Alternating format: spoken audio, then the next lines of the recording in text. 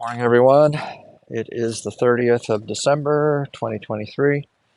It is cool outside, 40 degrees, still plenty of water on the ground.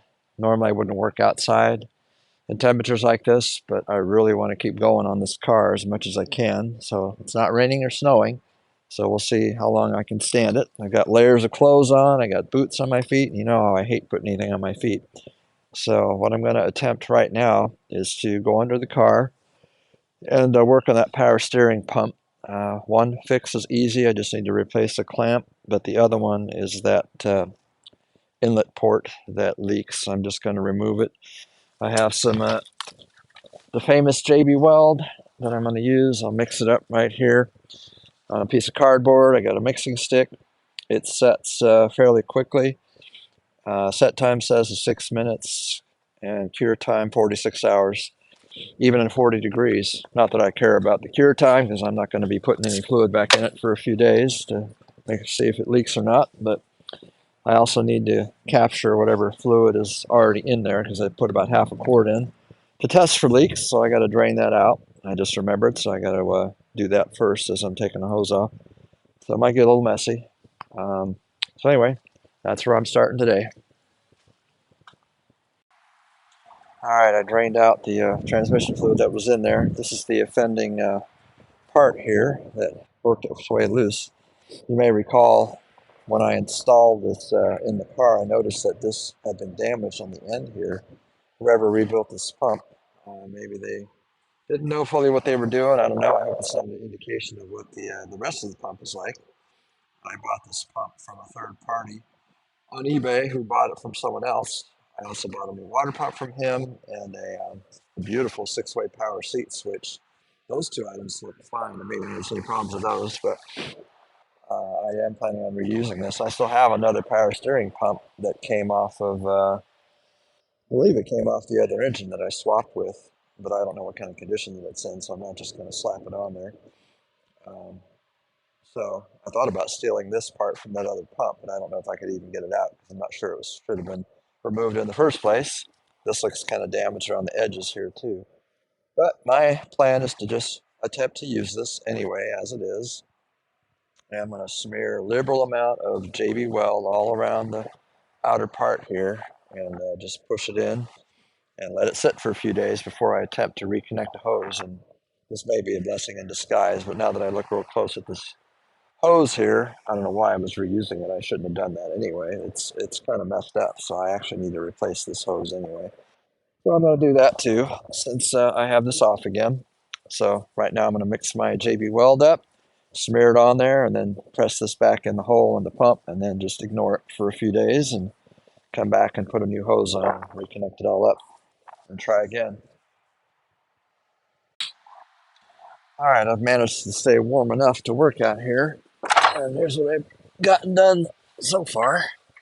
Under here, I where's my? There we go. The if I can get it focused on the camera, where is it? There it is. I've got that tube set in there with the JB Weld. I hope it works because apparently there was still some transmission fluid lurking in there and it dripped out a little bit when I pushed that in there. So I'm hoping the transmission fluid doesn't interact with the JB Weld and mess up the ability of that thing to hold. So I guess I should have broken the lower pressure line loose here. Didn't realize there was that much fluid in there, but hopefully that holds. If it doesn't, I'll have to take another shot at it. I did put a new clamp on this other hose. Where is it? It's kind of hard to see now. There it is, right there. The clamp is much bigger than I need, but I couldn't find a beefy enough clamp in a smaller size that would lock into there. So that's kind of ugly, but it'll do the trick. Right now I'm messing with the strut rods, trying to put those back in place, and I discovered I've got another little issue. Apparently, when this car, whenever it was hit on the right side, on the passenger side, it messed up the alignment a little bit of the bolt. One of these bolts here doesn't want to go through the frame to hold the strut rod, that part of the strut rod in here. So I'm going to have to figure out a way to force it through the hole there. But it knocked it out of alignment just enough where that thing doesn't want to come through. I guess, I don't know how I got it out. I must have punched it out with a punch or something, but So anyway, that's where I'm at right now. I'm only going to put the one side on because on this side, this kind of gets in the way of what I'm working on with the power steering and all that. I just tested the fit right now, so I'm going to take that back off and continue to work on this side until I figure out a way to get that bolt through. All right, I took a slightly unorthodox solution here. Seemed to be the path of least resistance. I was able to get the bolt going this direction through without too much difficulty. I tapped it lightly with a small hammer and it slid right in. For some reason, I couldn't get it to come back the other way. I was afraid if I tried too hard coming back the other way, I was going to damage the threads too much to get the nut on. So I went this way. So now the nut's on the other side, and I can reach them just fine, not a problem. This one I left in the traditional way, coming the opposite direction. So now the next step, I actually do have to compress these new bushings, tightening the nut here, because right now the holes at the other end that where they connect to the lower control arm are nowhere close to being in alignment because they're sticking out, they're out because of this bushing. So I have to compress the bushing quite a bit to get those holes lined up over there. So I'm going to get my wrench, 1 1/8 wrench, and start tightening. I can't use uh, the rattle gun, I forget what you call it right now, the impact gun to tighten that since I can't get to it. So I'll go get my wrench and start tightening. All right, I'm under the passenger front wheel here. Doing these strut rods is about as much of a pain in the butt as the sway bar link was and everything. In fact, speaking of the sway bar, I had to loosen on both sides the nuts. Didn't take them off all the way. I didn't want to have to redo that whole thing to give myself enough play. And then I used a punch to go through the hole where the strut rod is to force the lower control arm back so I could get it lined up. I was able to get the bolt through on the other side of this bumper here. There's 2 bolt holes. So I was able to get that lined up. So finally I'm getting toward the end of the one. So I'll be satisfied with that because like I said, I'm not putting the left side on yet until I'm done with that power steering stuff over there.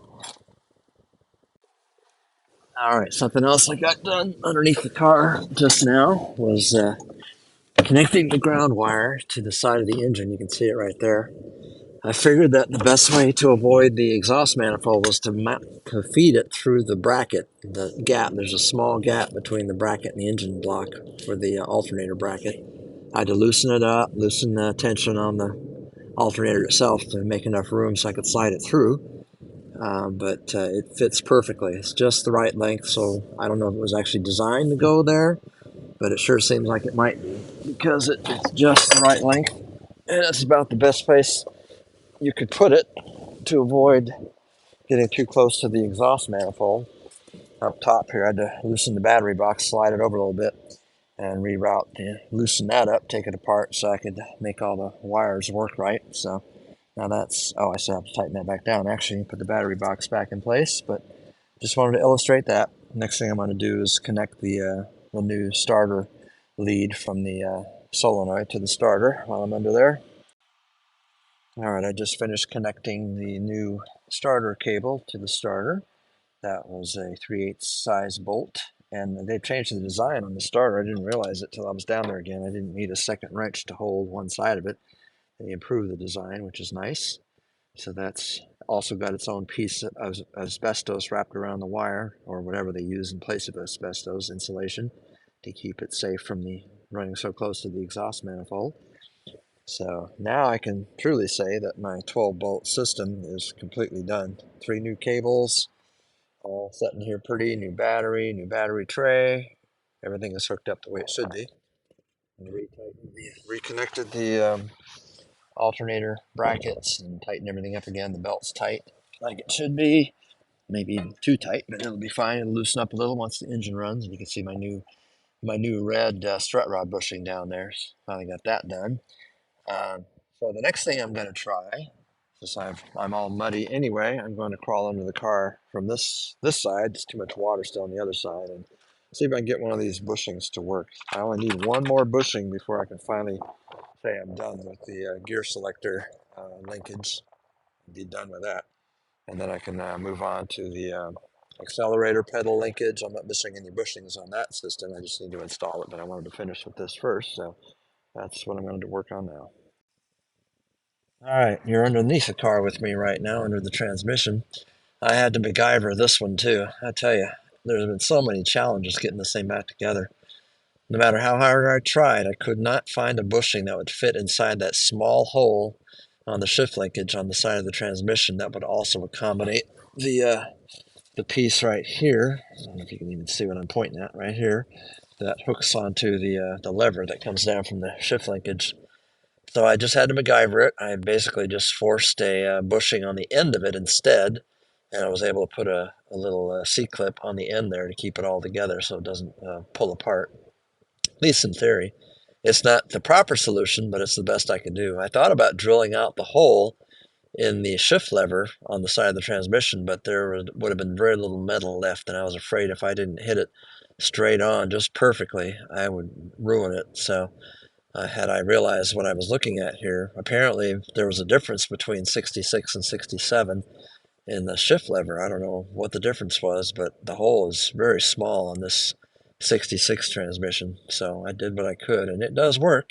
It does shift with the gear selector in the car and on the steering column. So I'll call that a success, and maybe someday I'll see if I can get a more permanent fix. But that'll do for now. And while I'm under here, I'm running out of energy, but I'm going to attempt to maybe connect some more linkage for the accelerator pedal, and also to install that missing, yeah, that missing piece of vacuum line that goes right there on the modulator valve. And I see some transmission fluid dripping here too. So I don't know how much this transmission is going to be leaking, but I can see wet spots and whatnot. So at the very least, I'll be replacing the gasket and the filter inside of there once I get this thing running. But anyway, slow progress. And I'm wrapping it up for the day. I'm a muddy mess because I laid on the ground most of the day. Um, so I kind of wore out, but got a few things done. Seems like a lot of time and effort for very little progress, but at least I'm making progress. So just to recap what I did today, I got one strut rod reinstalled with my new red bushings on the right side. Decided to wait on the left side because it gives me better access to the power steering pump, which I'm still working on. Speaking of which, I forgot to check on the how that fitting looks now. It's been several hours. It should have actually cured by now, but I'll just wait until I look at it the next time I work on the car, which will be probably Monday, because tomorrow I've got plans. So I'll be working on the car tomorrow, and that'll give more of this water a chance to hopefully dry up too. Also completed all the battery cable installations. Those are finally completely done. And I can actually use the gear shifter on my column now to put the transmission in park and put it in gear and whatnot. That was a pain in the butt. I actually had to take the transmission cross member off in order to put that vacuum line in place between the modulator valve and the steel line. That was kind of a pain. So much effort for so little gain. Sure seems like there was something else I did today too, but I don't remember what it might have been now. Maybe that really was it. So anyway, I will sign off, and I'll see you next time.